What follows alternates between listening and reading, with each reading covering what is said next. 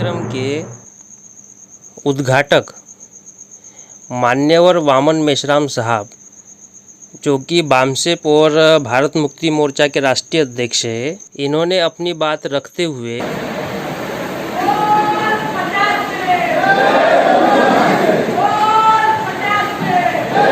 कहा कि tribal research and development centre के अंतर्गत आदिवासियों की कला, सभ्यता और संस्कृति पर रिसर्च करने का कार्य केवल आदिवासियों द्वारा ही नहीं किया जाएगा, बल्कि बहुजन समाज के विभिन्न वर्गों द्वारा भी रिसर्च किया जाना चाहिए।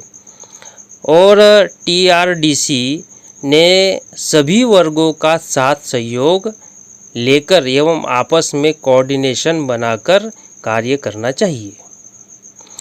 दूसरी जो महत्वपूर्ण बात मेश्राम साहब ने बताई कि इस रिसर्च सेंटर ने केवल कला, संस्कृति एवं इतिहास पर ही रिसर्च नहीं करना चाहिए, बल्कि वर्तमान में आदिवासियों की समस्या, उनके मूल कारणों और समस्या के समाधान पर भी रिसर्च करना चाहिए। चूँकि हम लोग वर्तमान में जीवन यापन कर रहे हैं और हमें अपने भविष्य का निर्माण करना है, तो हमें वर्तमान में आदिवासियों के विरुद्ध हो रहे षड्यंत्र और समस्याओं पर रिसर्च करना चाहिए, ताकि उन समस्याओं को दूर कर हम अपने भविष्य का निर्माण कर सके। मेश्राम साहब ने दलालों और भड़ुओं की खिंचाई करते हुए कहा कि पूना पैक्ट के परिणाम स्वरूप दलालों और भड़ुओं का निर्माण हुआ। यह पूना पैक्ट शेड्यूल कास्ट पर लागू था, लेकिन ब्राह्मणवादियों द्वारा पूना पैक्ट आदिवासियों पर थोपा गया और आदिवासी समाज में भी दलाल और भड़ुओं का निर्माण किया गया। और ऐसे लोगों द्वारा ही आदिवासी समाज में प्रचार किया जाता है कि बाबा साहब अम्बेडकर ने संविधान में आदिवासी शब्द क्यों नहीं डाला। और ऐसा करके वे लोग शेड्यूल कास्ट और शेड्यूल ट्राइब के बीच में झगड़ा लगाने का कार्य करते हैं। उनके बीच में बनने वाली एकता को तोड़ने का कार्य करते हैं, जबकि आदिवासियों को ही संविधान में ट्राइब कहा गया। ट्राइब्स ये एक कॉन्स्टिट्यूशनल शब्द के रूप में उपयोग किया गया, जबकि आदिवासी यह एक सामाजिक शब्द है, किंतु दोनों एक ही है। लेकिन दलाल और भड़वे यह हमारे भोले भाले आदिवासियों को बरगलाने का कार्य करते हैं। उनके द्वारा बरगलाने का कार्य किया जाता है, ताकि SC और ST में एकता कायम न हो सके। यह शेड्यूल कास्ट और शेड्यूल ट्राइब के बीच झगड़ा लगाने का कार्यक्रम है।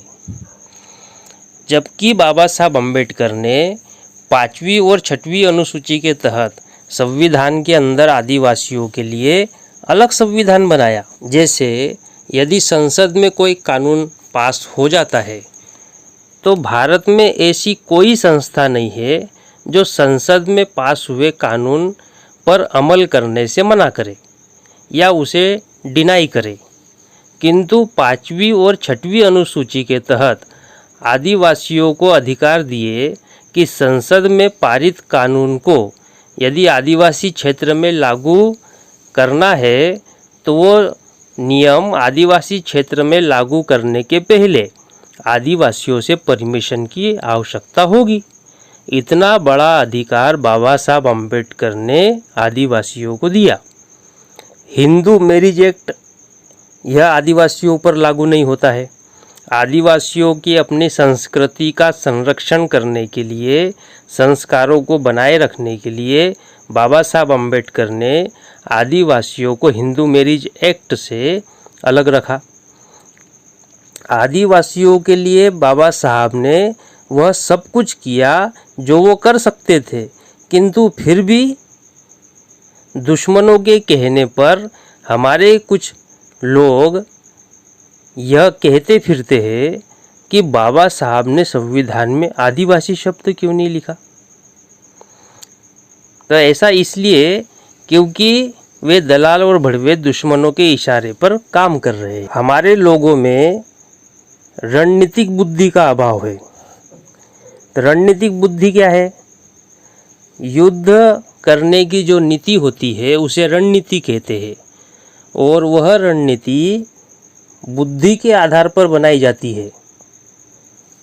तो रणनीतिक बुद्धि का अभाव है। आदिवासियों ने विचार करना चाहिए कि अगर शेड्यूल कास्ट और शेड्यूल ट्राइब अलग अलग हो जाता है तो शेड्यूल कास्ट की आबादी 15% होने के बावजूद उनकी रोज़ पिटाई होती है, तब शेड्यूल ट्राइब तो केवल 7.5% है। यदि वे अकेले अकेले लड़ेंगे तो उनकी पिटाई होना तो निश्चित है, और पिटाई हो भी रही है। तो कम से कम पिटाई होने पर यह अक्ल आ जानी चाहिए, इस बात को समझ जाना चाहिए। दूसरा प्रचार किया जाता है कि आदिवासी ही मूल निवासी है। अब इससे क्या होता है? इससे 7.5% आदिवासी वर्सेस 92.5% नॉन आदिवासी का मामला खड़ा हो जाता है। ऐसा करने से तो आदिवासी कमज़ोर हो जाएगा। यदि युद्ध में जीत हासिल करनी है तो ताकतवर बनना पड़ता है, तब लड़ाई जीती जा सकती है। अब यह जो मुद्दा है कि आदिवासी ही मूल निवासी है, यह मुद्दा तो कमज़ोर बनाने का मुद्दा है। आदिवासियों ने इस पर विचार जरूर करना चाहिए। आगे मेश्राम साहब ने कहा कि आदिवासियों में बहुत सारे महत्वपूर्ण मुद्दे हैं जिन पर चर्चा की जा सकती है। 5वीं 6वीं अनुसूची पर चर्चा की जा सकती है। सेग्रीगेशन की समस्या है, भूखमरी की समस्या है, नक्सलवाद की समस्या है। तो इन सारे मुद्दों पर चर्चा की जा सकती है, किंतु इन मौलिक मुद्दों पर चर्चा करने के बजाय बाबा साहब अम्बेडकर ने संविधान में आदिवासी क्यों नहीं लिखा, इस पर चर्चा करवाते हैं, इस पर प्रचार करते रहते हैं। ये सारे निरर्थक बातों पर चर्चा करते रहते हैं। इसलिए हमें दुश्मन से तो हम बाद में निपटेंगे, पहले तो हमें हमारी अंदरूनी चुनौतियों से लड़ना होगा। इन चुनौतियों से निपटने के लिए tribal research and development centre ने रिसर्च करना चाहिए, वर्तमान की परिस्थितियों पर रिसर्च करना चाहिए, उनके कारणों पर रिसर्च करना चाहिए और उससे संबंधित डाटा कलेक्ट करना चाहिए ताकि समस्याओं को समाप्त किया जा सके। इसके आगे मेश्राम साहब ने रिसर्च करने के तरीके को समझाते हुए बताया कि रिसर्च करने के बहुत से साधन होते हैं, केवल मात्र किताब पढ़ने से ही रिसर्च नहीं होता है। रिसर्च करने के बहुत से साधन हैं। संगत करने से भी रिसर्च होती है, निरीक्षण करने से भी रिसर्च होती है, विश्लेषण करने से भी रिसर्च या डाटा कलेक्ट होता है। केवल किताब पढ़ना ही रिसर्च या डाटा कलेक्ट करने का एक साधन नहीं है। तो इन सभी बातों का उपयोग समाज में उपस्थित चुनौतियों का सामना करने के लिए करना होगा। अंत में मेश्राम साहब ने कहा कि अब हमारी आज़ादी दूर नहीं है। आने वाले 10 साल में 20 बार भारत बंद किया जाएगा। 20 बार भारत बंद करने से भारत के प्रत्येक नागरिक को, बहुजन समाज के प्रत्येक व्यक्ति को पता चल जाएगा कि हमारी आज़ादी की लड़ाई लड़ने वाला संगठन और नेतृत्व कौन है। तो इस भारत बंद के द्वारा जिस जनशक्ति का निर्माण होगा, उस जनशक्ति के आधार पर हमारी आज़ादी निश्चित है।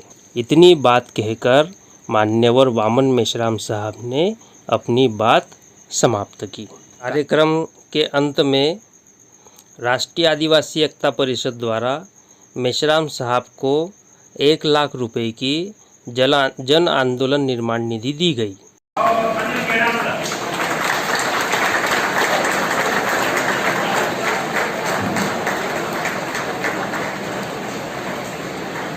नागपुर में हिजड़ों के संगठन के प्रमुख ने 1000 रुपए के नोटों का हार यह मेश्राम साहब को पहनाया।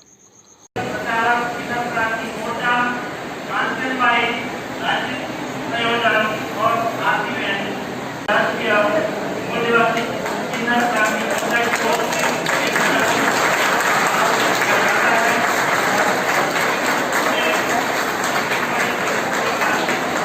इसके अलावा राजस्थान के राष्ट्रीय आदिवासी एकता परिषद के प्रभारी इनके द्वारा हर माह tribal research and development centre को 1000 रुपये देने की घोषणा की गई। राजस्थान वो एक साल के 12,000 रुपये हर साल देने वाले हैं। राजस्थान के